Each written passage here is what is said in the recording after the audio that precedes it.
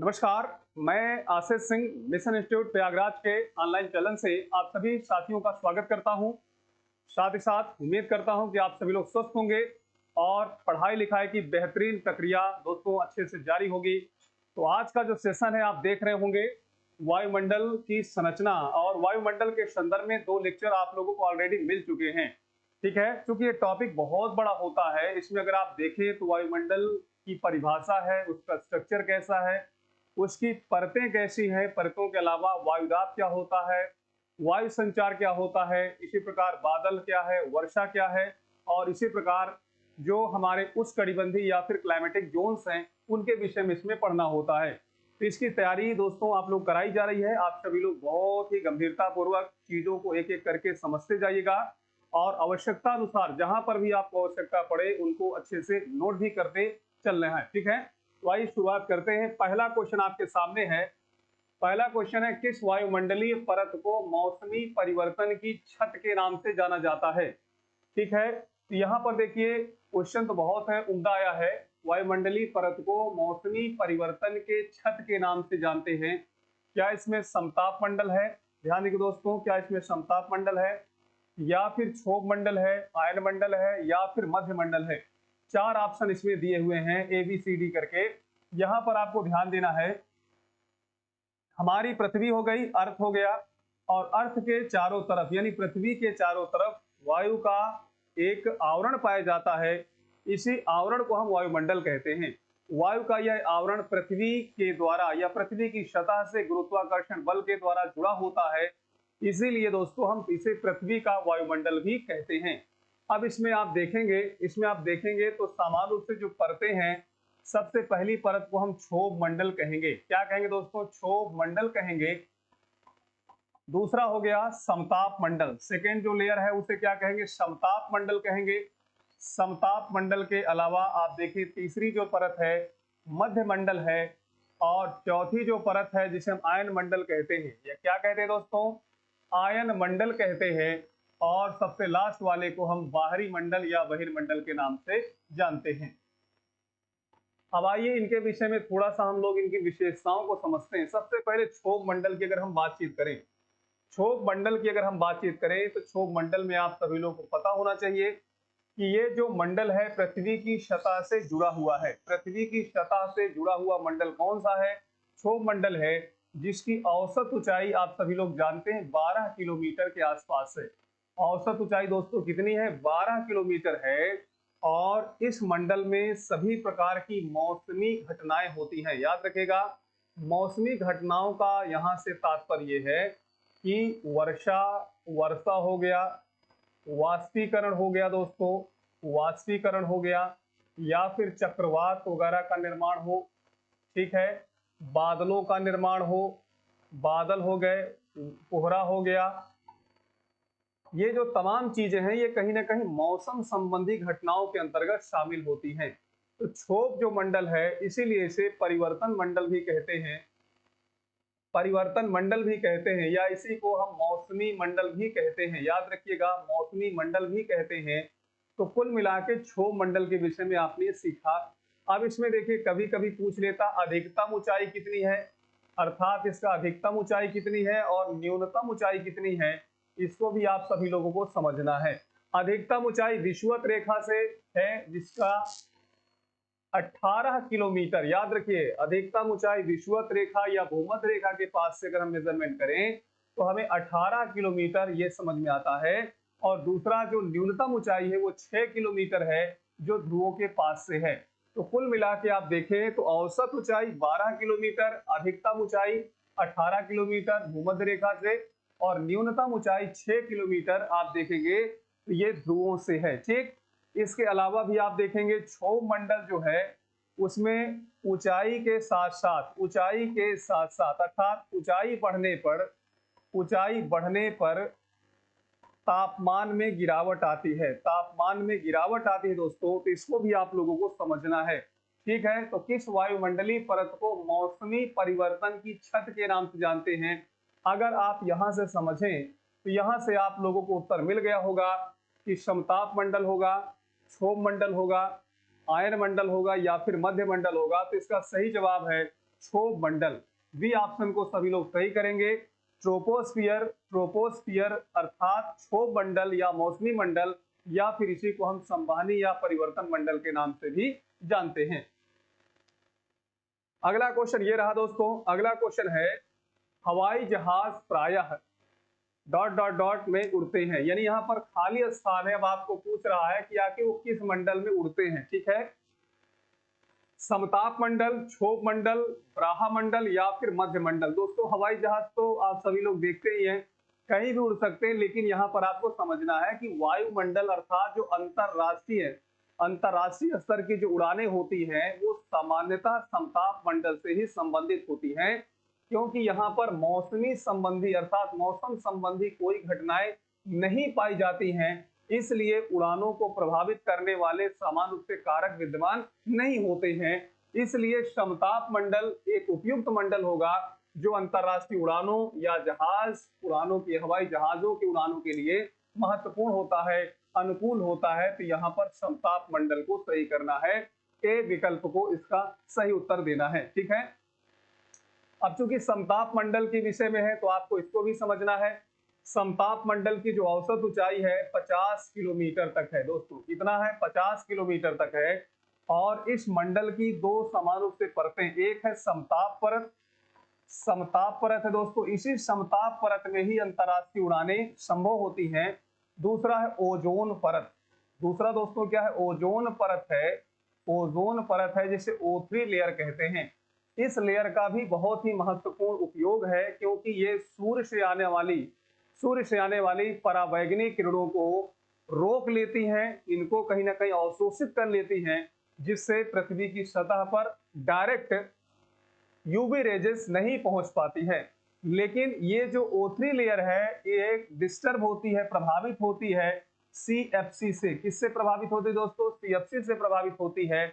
इसलिए CFC की रोकथाम के लिए, क्लोरोफ्लोरोकार्बन की रोकथाम के लिए 16 सितंबर, याद रखिएगा 16 सितंबर 1987 ईस्वी को कनाडा के मॉन्ट्रियल शहर में मॉन्ट्रियल प्रोटोकॉल या मॉन्ट्रियल सम्मेलन स्टार्ट हुआ था। ठीक है, तो यहां से क्वेश्चन ये भी बन जाता है कि आखिर अंतरराष्ट्रीय ओजोन परत संरक्षण दिवस कब मनाया जाता है? तो इसमें 16 सितंबर को आप लोगों को राइट करना होगा। ठीक है, ये चीज है। अब इसके बाद देखिए जो ओजोन परत है इसकी जो मोटाई है, इसकी मोटाई को भी मापा जाता है, जिसका मात्रक है डाबसन। याद रखिएगा दोस्तों, डाबसन कई बार एग्जाम में पूछा जा चुका है कि ओजोन परत की मोटाई का मापक मात्रक कौन सा है, तो उसका नाम है डाबसन। ठीक है ना दोस्तों, तो ये समताप मंडल के विषय में बड़ी महत्वपूर्ण बातचीत रही है, इनको भी आप लोगों को समझना है। क्षोभ मंडल के विषय में इसके पहले तो मैंने आपको समझा ही दिया था। अच्छा, मध्य मंडल को थोड़ा देख लेते हैं। मध्य मंडल वायुमंडल की एक ऐसी परत है जिसका तापमान -100 डिग्री सेंटीग्रेड तक हो जाता है। -100 डिग्री सेंटीग्रेड तक हो जाने के कारण हम कह सकते हैं कि it is the coldest atmospheric layer of atmospheric layer. ये वायुमंडल की सबसे ठंडी परत मानी जाती है, जिसे हम लोग मध्य मंडल के नाम से भी जानते हैं। तो क्वेश्चन नंबर दूसरे का विकल्प ए सही होगा। अगला प्रश्न है पृथ्वी की सतह से सबसे दूर वातावरणीय परत को क्या कहते हैं? पृथ्वी की सतह से सबसे दूर, इसका मतलब यह है कि जो भी वायुमंडलीय परतें होंगी आखिर वो सबसे ऊंचाई वाली ही होगी जो सबसे दूर होगी। ठीक है, तो ये जो महत्वपूर्ण प्रश्न है दोस्तों, ये प्रश्न मैं आपको बता दूं कि जितने भी वनडे एग्जाम्स जितने भी हैं उन सब के लिए तो महत्वपूर्ण है ही है, लेकिन इसके साथ साथ आरओ और एआरओ के लिए भी जो भी साथी हमारे समारोह से तैयारी कर रहे हैं वो भी बहुत ही ध्यान से चीजों को ऑब्जर्व करिएगा, ध्यान दीजिएगा, क्योंकि आपकी परीक्षा में ये बहुत ही महत्वपूर्ण होने वाले हैं। ठीक है, तो दोस्तों उम्मीद है कि आप लोग अच्छे से समझ रहे होंगे। अब पृथ्वी की सतह से सबसे दूर वायुमंडलीय परत को क्या कहते हैं? मान लीजिए थोड़ी देर के लिए ये हमारी पृथ्वी हो गई। अब इस पृथ्वी के चारों तरफ वायु का आवरण है, तो पहले आवरण को हम लोग देखें, इसे हम क्या कहेंगे? क्षोभ मंडल कहेंगे दोस्तों।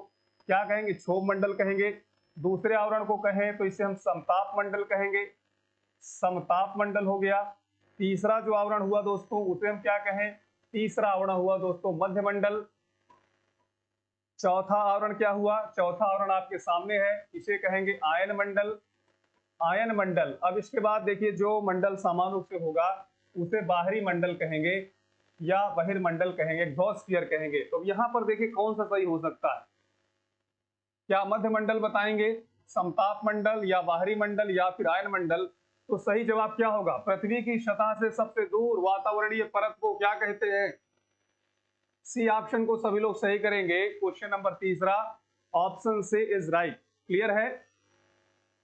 आइए अगला क्वेश्चन ये रहा आपके सामने, ध्यान से समझिएगा। पृथ्वी के समीप पाई जाने वाली वायुमंडलीय परत को क्या कहते हैं? अभी तक सबसे दूर की बातचीत रही, अब इसमें कह रहा है कि सबसे नजदीक पाई जाने वाली वायुमंडलीय परत कौन सी होगी? तब आप बताइए, ट्रोपोस्फियर है, स्ट्रेटोस्फियर है, आयनोस्फियर है, या फिर एक्सोस्फियर है? अंग्रेजी में नाम दिए हुए हैं, आइए समझते हैं। ट्रोपोस्फियर को हम कहते हैं क्षोभ मंडल। क्या कहते हैं दोस्तों? क्षोभ मंडल कहते हैं, इसको भी आप सभी लोग समझते जाइए। दूसरा स्ट्रेटोस्फियर, जिसे समताप मंडल कहेंगे। क्या कहेंगे दोस्तों? समताप मंडल कहेंगे। आयनोस्फियर अर्थात आयन मंडल हो गया, आयन मंडल हो गया। और एक्सोस्फियर का मतलब होता है बाहरी मंडल। कौन सा मंडल दोस्तों? बाहरी मंडल। तो कुल मिला के सबसे नजदीक कौन सा? पृथ्वी की सतह से तुरंत जुड़ा होने वाला जो मंडल है उसे हम क्षोभ मंडल कहेंगे। ए ऑप्शन कहेंगे दोस्तों। तो क्वेश्चन नंबर चौथे का विकल्प ए सही रहा, इसको आप लोगों को समझना है। अगला प्रश्न है, वातावरण में सबसे ज्यादा ओजोन का संकेंद्रण कहां पर होता है? ध्यान दीजिए, वातावरण में सबसे ज्यादा ओजोन का संकेंद्रण कहां पर होता है? क्या आयन मंडल में होता है, मध्य मंडल में, या समताप मंडल में, या फिर क्षोभ मंडल में? दोस्तों तो यहां पर आपको समझना है कि जो ओजोन परत है या ओजोन O3 लेयर है, ये किसकी लेयर है? तो याद रखिएगा, it is the substitute layer of the stratosphere. Stratosphere अर्थात समताप मंडल। तो सी ऑप्शन इसका राइट आंसर होगा। क्वेश्चन नंबर पांचवें का सी ऑप्शन सभी लोग बताने का प्रयास करेंगे। ठीक है, देखिए हमारी पृथ्वी पर विभिन्न प्रकार की गैसें पाई जाती है, अर्थात वायुमंडल की अगर हम बातचीत करेंगे तो वायुमंडल में विभिन्न प्रकार की गैसें पाई जाती हैं, जिसमें नाइट्रोजन की अगर हम बातचीत करें, नाइट्रोजन की बातचीत करें तो ये सबसे ज्यादा मात्रा में पाई जाती है, लगभग 78% ये पाई जाती है। ठीक है, इसके बाद फिर ऑक्सीजन की बातचीत करें, ऑक्सीजन की बातचीत करें दोस्तों तो ऑक्सीजन आप देखेंगे लगभग 21%। ठीक है, अगर हम इन दोनों को ऐड कर दें तो दोनों कहीं ना कहीं 99% अकेले ही पहुंच जा रही है। ठीक है, इसका मतलब यह है कि वायुमंडल में सबसे ज्यादा पाई जाने वाली गैसों में नाइट्रोजन और ऑक्सीजन का बहुत बड़ा महत्व है। ठीक, इसके बाद देखिए जो गैसें पाई जा रही है उसमें आर्गन गैस। कौन सी है दोस्तों? आर्गन। आर्गन एक प्रकार की निष्क्रिय गैस है। कैसी है दोस्तों? निष्क्रिय गैस है, जो 0.9% पाई जाती है वायुमंडल। कितना दोस्तों? 0.9% के आसपास पाई जाती है। ये एक नोबल गैस है। कैसी गैस है दोस्तों? नोबल गैस है। अब नोबल गैस क्या होती है? सभी लोग जरूर कमेंट करके बताइएगा, नोबल गैस किसे कहते हैं या नोबल गैस किन्हें कहते हैं? तो याद रखिएगा, वे गैसें जो अन्य गैसों के साथ क्रिया ना करती, वे गैसें जो अन्य गैसों के साथ क्रिया ना करती हों, ऐसी गैसों को हम लोग नोबल गैसें या उत्कृष्ट गैसें या फिर निष्क्रिय गैसें, नॉन रिएक्टेड गैसेस भी कहते हैं। अब क्या प्रश्न ये है कि क्या हमारे वायुमंडल में सिर्फ आर्गन ही पाया जाता है? नहीं, आर्गन की मात्रा सबसे ज्यादा, अगर प्रश्न आ जाए कि वायुमंडल में सबसे ज्यादा पाई जाने वाली निष्क्रिय गैस कौन सी है, तो उसका सही जवाब होगा आर्गन, आर्गन होगा। अच्छा, एक क्वेश्चन ये भी आता है कि सामान्य स्थिति में वायुमंडल में ना पाई जाने वाली नोबल गैस कौन सी है? तो सामान्य स्थिति में नहीं पाई जाने वाली है रेडान, रेडान दोस्तों। लेकिन जब पृथ्वी पर भूकंप आता है तो अचानक वायुमंडल में रेडान गैस की उपस्थिति दर्ज हो जाती है, इसीलिए रेडान को इंडिकेटर ऑफ अर्थक्वेक कहते हैं। क्या कहते हैं दोस्तों? इंडिकेटर ऑफ अर्थक्वेक कहते हैं। इसको आप सभी लोगों को समझना है। तो क्वेश्चन नंबर पांचवा, उम्मीद है कि आप सभी लोग सी ऑप्शन को सही करेंगे और ये बड़ी महत्वपूर्ण जानकारी है। इसके बाद देखिए एक और गैस है जिसे हम लोग CO2 कहेंगे, कार्बन डाइऑक्साइड कहेंगे, जिसका परसेंटेज है 0.03%। यानी हमारे वायुमंडल में लगभग ये विशेष प्रतिशत में पाई जाने वाली गैसेस हैं, लेकिन कल कारखानों के द्वारा ज्वालामुखी विस्फोट के कारण जब कार्बन डाइऑक्साइड की मात्रा बढ़ जाती है, मीथेन की मात्रा बढ़ जाती है, सल्फर डाइऑक्साइड की मात्रा बढ़ जाती है, तो हमारा वायुमंडल कहीं ना कहीं प्रदूषित हो जाता है। और जब प्रदूषित हो जाता है तो इस स्थिति में आप सभी लोग जानते हैं कि हमारे पृथ्वी के चारों तरफ जो ये वायुमंडल है, जो एयर ब्लैंकेट की तरह है, इसका असर कुछ दूसरी तरह हो जाता है। अर्थात हमारे पृथ्वी में आप देखेंगे औसत तापमान में वृद्धि होना प्रारंभ हो जाती है। और इस वृद्धि को, इस प्रकार की औसत टेम्परेचर की वृद्धि को हम क्या कहते हैं दोस्तों? ग्रीन हाउस कहते हैं, ग्रीन हाउस इफेक्ट कहते हैं। याद रखेंगे दोस्तों। और इसमें जो पाई जाने वाली गैसें हैं उसमें CO2 को आप रखिए, SO2 को रखिए, CFC को रखिए दोस्तों, इसी प्रकार CH4 को रखिए। ये सब कैसी गैसें हैं? ये सभी ग्रीन हाउस गैसेज हैं जो पृथ्वी के यानी वैश्विक तापमान के लिए बहुत इंपॉर्टेंट रोल प्ले करती हैं। ठीक है, इसको भी आप लोगों को समझते चलना है। अगला प्रश्न आपके लिए रहा। अगला क्वेश्चन है, समुद्र तल पर औसत वायुदाब कितना होता है? दोस्तों, समुद्र तल पर औसत वायुदाब कितना होता है आप सभी लोगों को समझना है। तो यहां पर देखिए लिखा हुआ है कि 1003.25 मिलीबार, 1013.25 मिलीबार और 1023.25 तथा 1034.25। तो इसको आप लोग को याद रखना है। समुद्र तल पर वैसे भी जो वायुदाब होता है, एयर प्रेशर होता है, वहां से ही ये सर्वाधिक होता है। ठीक है, सर्वाधिक होता है। तो अब यहाँ तो पूछ रहा है कि औसत कितना होता है, तो औसत हो गया बी ऑप्शन। बी ऑप्शन को सभी लोग सही करेंगे। 1013.25 मिलीबार ये समुद्र तल पर औसत वायुदाब है। इसको बी ऑप्शन को सभी लोग करेक्ट करेंगे। ठीक है, अब यहां पर आपको समझना है कि जैसे हमारी पृथ्वी है और इस पृथ्वी के चारों तरफ वायुमंडल है। वायुमंडल पृथ्वी की सतह से जैसे जैसे हम ऊपर जाते हैं, गैसों का घनत्व कम होता चला जाता है।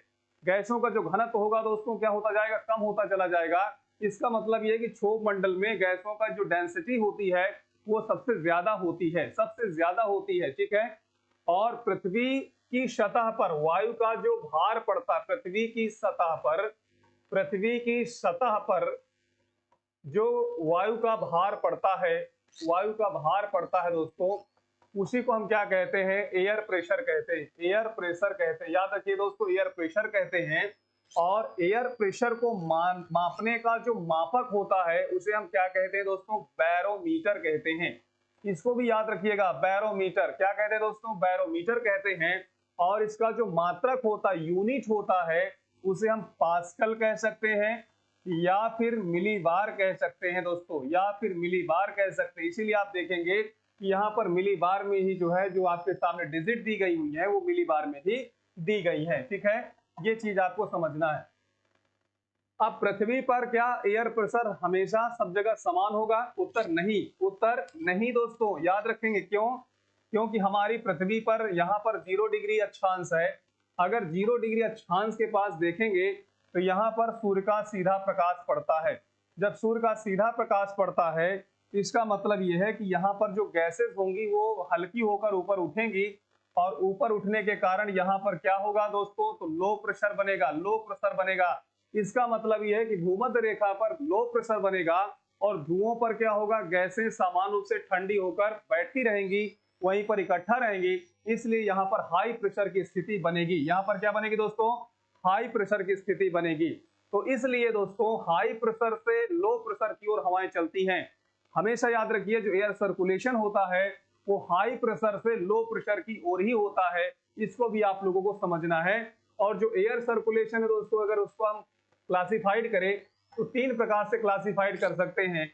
एक होता है प्रिवेलिंग। याद रखिए, एक प्रिवेलिंग होता है जिसे हम लोग सनमार्गी पौने कहते हैं, या फिर इन्हीं को वार्षिक पौने कह सकते हैं। ठीक है, दूसरा आप देखेंगे तो सीजनल विंड्स हैं दोस्तों, तीसरा है लोकल विंड। ये सब कहीं ना कहीं एग्जाम में बहुत ज्यादा पूछी जाती हैं, इनको भी आप लोगों को समझते रहना है। ठीक है, अब देखिए यहां से क्वेश्चन आता है कि आखिर आखिर गरजता चालीसा और भयंकर पचासा, गरजता चालीसा और भयंकर पचासा की स्थिति कहां पर बनेगी?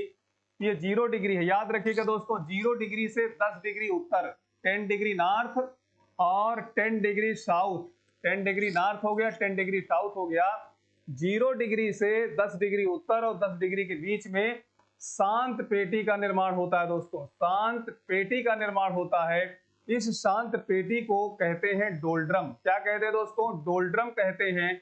इसको भी याद रखना है। डोल्ड्रम हो गया। अब इसके बाद प्रश्न ये है कि आखिर अस्वच्छांश की स्थिति क्या होती है।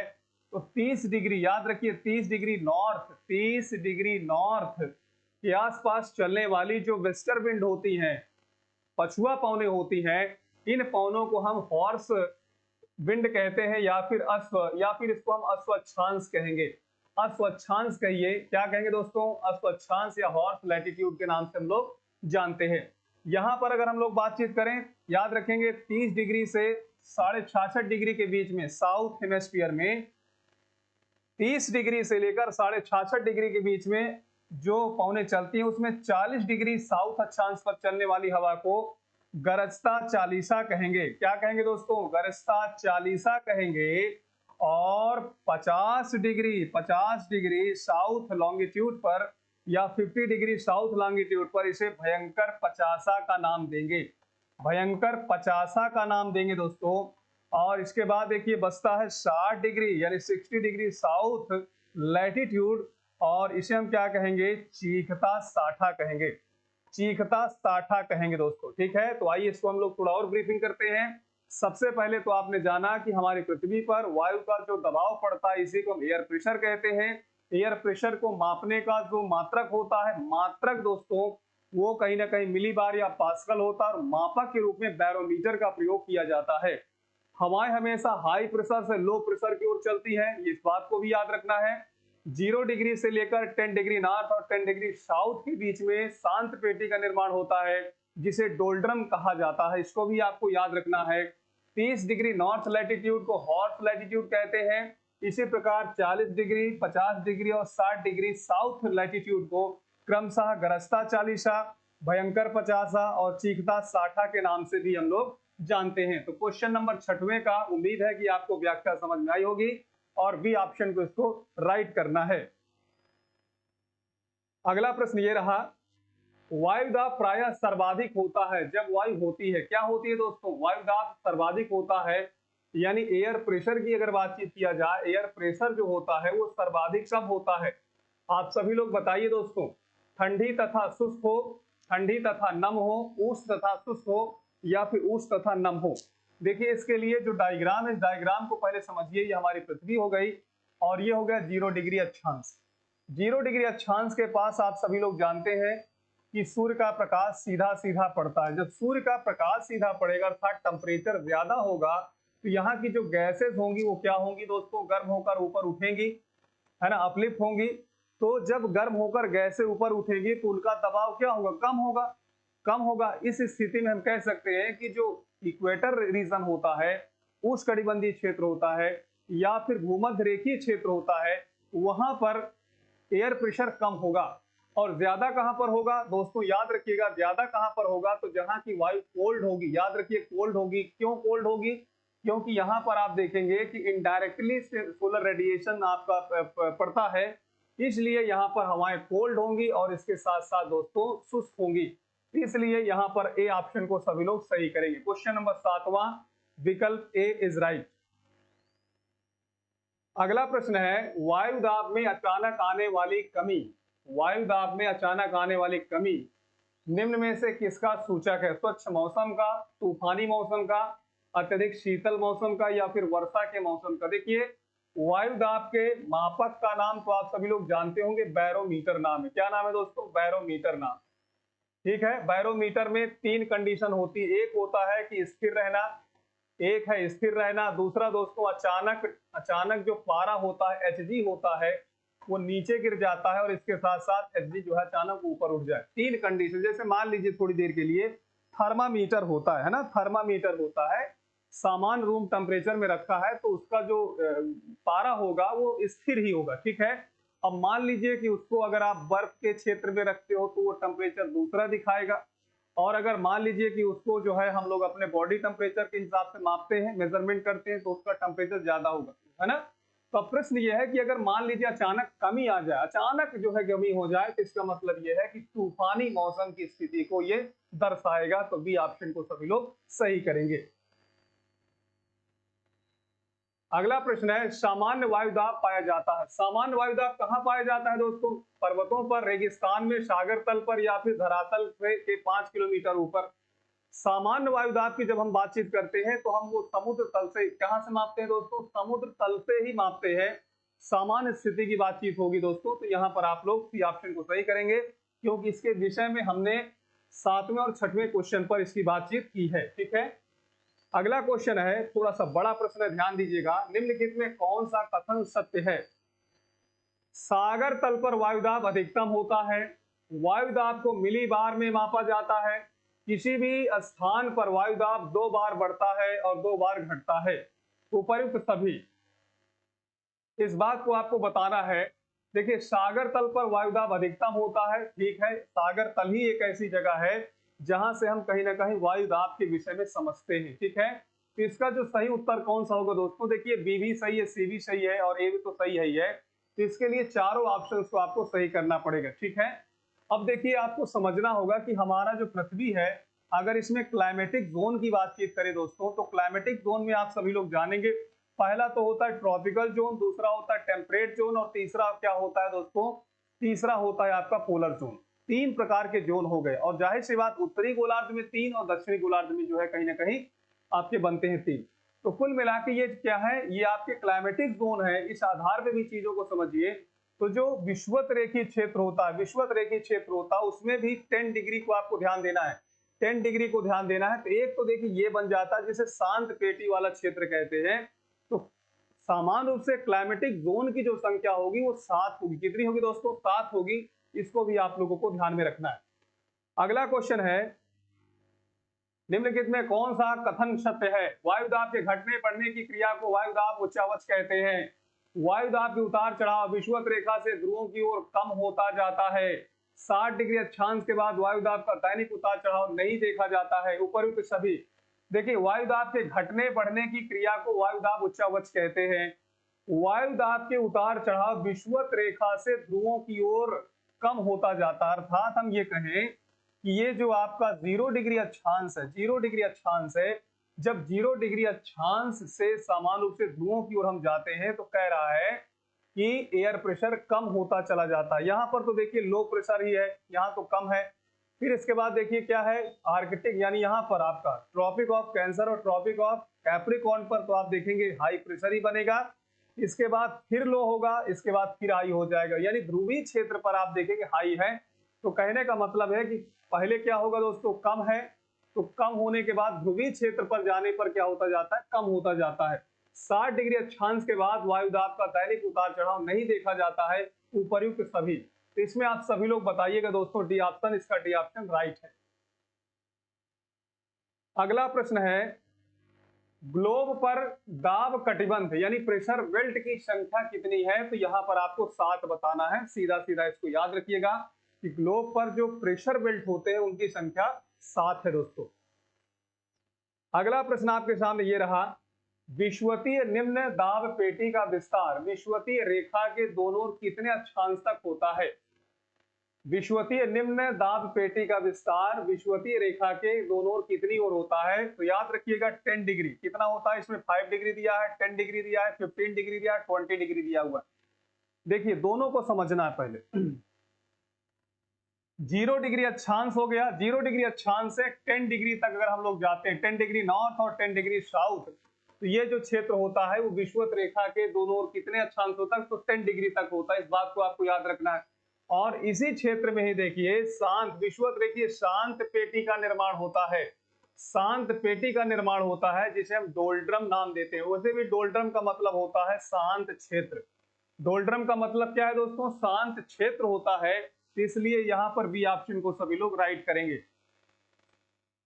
अगला प्रश्न है, डोल्ड्रम पेटी का विस्तार सामान्यतः पाया जाता है 0 डिग्री से 5 डिग्री उत्तर में, 0 डिग्री से 5 डिग्री दक्षिण में, 0 डिग्री से 10 डिग्री उत्तर, याद रखिएगा। और दक्षिण भी इसमें आप लिख दीजिए, दक्षिण भी लिख दीजिए, ठीक है ना।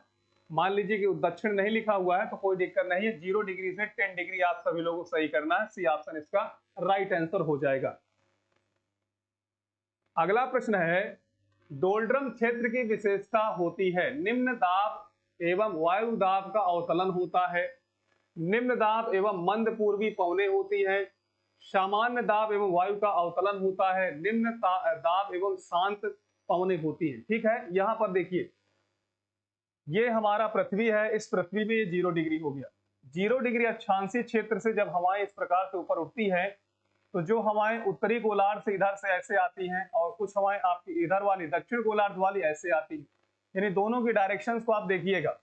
अब ये हवाएं जब इधर की तरफ क्या करती हैं, मूव करती हैं दोस्तों, उत्तरी गोलार्ध में इनकी डायरेक्शन क्या होगी, नॉर्थ हेमेस्फीयर में देखिए क्या होगी, ईस्ट टू, याद रखिएगा नॉर्थ ईस्ट से ये साउथ वेस्ट की ओर होंगी, साउथ वेस्ट की ओर होंगी। ठीक है, और अगर दक्षिणी गोलार्ध में बातचीत करें तो ये कैसी होंगी, ये कैसी होंगी दोस्तों, तो आप इसको भी समझ सकते हैं, इसको भी समझ सकते हैं, ये होंगी साउथ ईस्ट से सीधा सीधा नॉर्थ वेस्ट की ओर।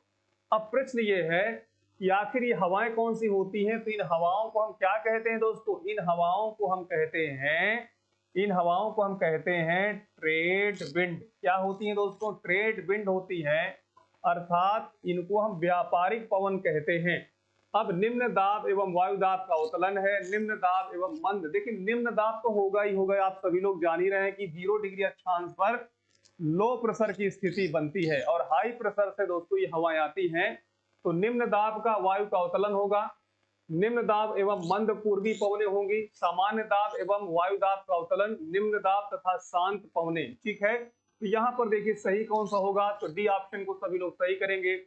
और यही जो पवने होती है 0 डिग्री से 10 डिग्री नॉर्थ और 10 डिग्री साउथ में जो होती है, यही हवाएं शांत क्षेत्र का निर्माण करती हैं और इस तरह के शांत क्षेत्र को हम क्या कहते हैं, डोल्ड्रम कहते हैं। इस बात को क्लियर रखना है। ठीक है, अगला प्रश्न है, शांत पेटी किस रेखा के दोनों ओर पाई जाती है। भाई शांत पेटी किस रेखा के, भूमध्य रेखा, कर्क रेखा, मकर रेखा या फिर आर्कटिक वृत्त। दोस्तों सभी लोग बताइए। वैसे इन रेखाओं को मैं ग्लोब पर यहाँ पर इंडिकेट किए दे रहा हूं, सभी लोगों से उम्मीद है कि बता सकते हैं। ये 0 डिग्री हो गया, इसी प्रकार से ये 23 डिग्री, 23 डिग्री नॉर्थ लैटिट्यूड हो गया और इसी प्रकार 23.5 डिग्री साउथ हो गया, 66.5 डिग्री आप देखेंगे नॉर्थ हो गया और 66.5 डिग्री क्या हो गया दोस्तों, ये साउथ हो गया। ठीक है, कुल मिला के आपको देखना है। अब यहां पर इनके नाम भी लिख देते हैं। ये हो गई भूमध्य रेखा, 0 डिग्री को हम क्या कहते हैं, भूमध्य रेखा कहते हैं दोस्तों। ये जो भूमध्य रेखा है आप सभी लोग जानते हैं कि पृथ्वी को 2 बराबर भागों में बांटती है, इसीलिए इसे भूमध्य रेखा कहा जाता है। यहाँ पर दिन और रात की जो अवधि होती है वो भी बराबर होती है, इसीलिए इसे विषुवत रेखा कहते हैं। यह 0 डिग्री जो अक्षांश है या भूमध्य रेखा है लगभग 40,072 किलोमीटर लंबी है, 40,072 किलोमीटर दोस्तों इसकी लंबाई है। भूमध्य रेखा से जब ध्रुवों की ओर जाते हैं तो अन्य जो अक्षांश रेखाएं होती हैं उनके व्यास में कमी आती है, इसको भी याद रखना, व्यास में कमी आएगी। ठीक, भूमध्य रेखा दुनिया भर के लगभग 13 देशों से होकर गुजरती है। कितने देशों से दोस्तों, 13 देशों से होकर गुजरती है, इसको भी आप लोगों को याद रखना है। 0 डिग्री से 10 डिग्री नॉर्थ और 10 डिग्री साउथ के बीच में बनने वाले शांत क्षेत्र को डोल्ड्रम कहते हैं। अच्छा, 23.5 डिग्री नॉर्थ की बातचीत करें तो कर्क रेखा कहते हैं दोस्तों, इसे क्या कहेंगे, कर्क रेखा कहेंगे। ये दुनिया भर के लगभग 16 देशों से होकर गुजरती है, इसको भी आपको याद रखना है। और मकर रेखा जो है दोस्तों दुनिया भर के 10 देशों से होकर गुजरती है। बाकी 66.5 डिग्री नॉर्थ लैटिट्यूड अर्थात आर्कटिक वृत्त हो गया और ये आपका एंटार्कटिक वृत्त हो गया। अब क्वेश्चन कह रहा है कि जो शांत पेटी, दोस्तों शांत पेटी मतलब डोल्ड्रम, क्या कहेंगे दोस्तों, इसको डोल्ड्रम कहेंगे। शांत पेटी मतलब डोल्ड्रम हो गया। आखिर ये किस रेखा के दोनों ओर पाया जाता है, तो भूमध्य रेखा के दोनों ओर पाया जाता है दोस्तों। क्वेश्चन नंबर 16 का विकल्प ए को सभी लोग सही करेंगे। अगला है, विश्व के सभी उष्ण मरुस्थल निम्नलिखित में किस पेटी में पाए जाते हैं। उष्ण मरुस्थल का मतलब होता है दोस्तों गर्म मरुस्थल। उष्ण मरुस्थल को हम क्या कहेंगे, गर्म मरुस्थल कहेंगे। ठीक है, ध्यान दीजिएगा, उष्ण मरुस्थल को हम क्या कहेंगे दोस्तों, गर्म मरुस्थल कहेंगे। अर्थात जो गर्म मरुस्थल होते हैं वो समान रूप से किस पेटी में पाए जाते हैं, तो आप सभी लोग ध्यान दीजिएगा। पहली बात तो यह है कि विश्व के जितने भी गर्म मरुस्थल हैं, विश्व के जितने भी गर्म मरुस्थल हैं वो 20 डिग्री नॉर्थ साउथ लैटिट्यूड से 30 डिग्री नॉर्थ साउथ लैटिट्यूड के बीच में ही पाए जाते हैं। अब आप ही बताइए कि 20 डिग्री से 30 डिग्री का जो क्षेत्र होता है उसे क्या कहते हैं? क्या विषुवत निम्न दाब पेटी होती है, उपोष्ण कटिबंधीय उच्च दाब पेटी होती है, उपध्रुवीय? देखिए ध्रुवीय से कोई मतलब नहीं, चाहे उपध्रुवीय हो या ध्रुवीय, इससे कोई मतलब नहीं है। अब विषुवतीय निम्न दाब पेटी देखिए दोस्तों 0 डिग्री से लेकर 10 डिग्री वाला वो एक अलग मैटर हो गया। अब इसके बाद अंग्रेजी में तो इसे कहते हैं ट्रॉपिकल लो प्रेशर बेल्ट, ठीक है, और इसको क्या कहेंगे? सब ट्रॉपिकल लो हाई प्रेशर बेल्ट। तो इसके लिए बी ऑप्शन को सभी लोग सही करिए। क्वेश्चन नंबर 17वां, बी ऑप्शन इसका राइट आंसर होगा। अगला प्रश्न है, वायुमंडल में ट्रोपोस्फियर के ऊपर कौन सी परत पाई जाती है? वायुमंडल में ट्रोपोस्फियर के ऊपर कौन सी परत पाई जाती है? भाई आप सभी लोग बता सकते हैं कि ये पृथ्वी हो गई, अर्थ हो गया, और अर्थ के तुरंत जो है बाद अर्थात अर्थात अर्थ की सतह से जुड़ा हुआ है ट्रोपोस्फियर। अब क्वेश्चन कह रहा है कि ट्रोपोस्फियर के बाद तुरंत कौन सी है? तो स्ट्रेटोस्फियर, स्ट्रेटोस्फियर होगा दोस्तों। तो स्ट्रेटोस्फियर अर्थात ए ऑप्शन को सभी लोग सही करें। क्वेश्चन नंबर 18 का ए विकल्प आपका राइट है। ओजोन परत पृथ्वी से करीब कितनी ऊंचाई पर पाई जाती है? दोस्तों मैं आपको बता दूं कि जो ओजोन लेयर होती है, ओजोन लेयर जो होती है यानी O3 लेयर जिसे कह सकते हैं, ये समताप मंडल में है। अब समताप मंडल की जो ऊंचाई है वो 12 किलोमीटर से लेकर 50 किलोमीटर तक है दोस्तों। कहां तक है? 50 किलोमीटर तक है। अब 12 किलोमीटर से 25 किलोमीटर तक, 12 किलोमीटर से 25 किलोमीटर तक, तो यहाँ पर आप सभी लोग जानते हैं समताप परत पाई जाती है। ये समताप परत हो गई, ठीक है। तो इसका मतलब 12 से 25 तक तो आप रखेंगे नहीं। अब इसके बाद 25 से 50 के बीच में अब ऑप्शन के हिसाब से देखिए 50 किलोमीटर दिया, 300 किलोमीटर दिया है, 2000 किलोमीटर दिया है, और इसके बाद 20 किलोमीटर दिया है। तो इसमें सही कौन सा करोगे? सही करोगे दोस्तों 50 किलोमीटर, ठीक है। आज का ये अंतिम क्वेश्चन आपके सामने आ रहा है। जेट धाराएं प्रायः कहां पाई जाती हैं? जेट धाराएं प्रायः कहां पाई जाती हैं? ओजोन मंडल में, क्षोभ मंडल में, या फिर मध्य मंडल में, या फिर आयन मंडल में? जेट धाराओं की बातचीत देखिए पूछी जा रही है आपसे। इसका मतलब यह है कि हमारी जो पृथ्वी है, पृथ्वी के तुरंत बाद जो मंडल है इसे कहते हैं क्षोभ मंडल। तो क्षोभ मंडल और समताप मंडल के बीच में जो ट्रोपोपॉस है, क्या है दोस्तों? ट्रोपोपॉस है। यहाँ पर ये समान रूप से होती हैं। तो अब देखिए ओजोन परत दिया, ओजोन परत में तो नहीं है, क्षोभ दिया है, मध्य दिया और आयन, दोनों देखिए यहाँ पे नहीं है। अच्छा ओजोन मंडल भी नहीं होगा, इसके लिए दोस्तों क्षोभ मंडल ही होगा। हालांकि क्षोभ सीमा नहीं दिया हुआ, तो क्षोभ सीमा दिया होता तो बहुत अच्छे से हो जाता। ठीक है दोस्तों, तो ये सेशन है और ये सेशन बहुत इंपॉर्टेंट है आपके हर वनडे एग्जाम्स के लिए। इसके अलावा दोस्तों आरओ एआरओ के लिए मैं आपको बता दूं, इसको भी आप देखते रहिए। और जैसे ही दोस्तों कहीं ना कहीं नया साल आने का, आपको नए साल के प्रारंभिक समय में ही आपको बता दिया जाएगा, पूर्व समय में बता दिया जाएगा कि किस प्रकार की ये क्लासेस दोस्तों आप लोगों को मिलेंगी, उसका कैसे कैसे जो है समय रहेगा, ऑफलाइन मोड में भी रहेगा और ऑनलाइन मोड में भी रहेगा। तो आप सभी लोग अच्छे से देखते रहिए और अपने सफलता को सुनिश्चित करें दोस्तों, ठीक है। यहीं तक, जय हिंद।